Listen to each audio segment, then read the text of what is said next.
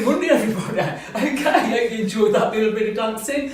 Okay, so today we're going to be talking about successful budgeting for your business, following on from last week, personal budgeting. Okay, so if you want to attain to be like Scamper, more relaxed, more chilled, he doesn't do budgeting by the way, but if you want to be like that when you have done your budgeting, you need to listen to what Mahmood's got to say. Over to Mahmood. Thank you very much, Serena, and thank you, Mr. Relaxed Scampy. So building up from last week's video on personal survival budgeting, we're going to dip our toe into the water of business budgeting, largely reflecting the principles of what you do in your household.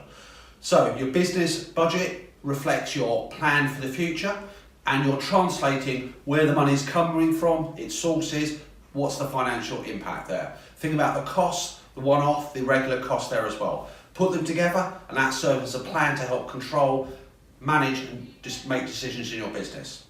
Hope you found that useful. Okay guys, so pick up the phone if you need any advice about your business budgeting. Visit the website, keep liking us on Facebook, LinkedIn, etc.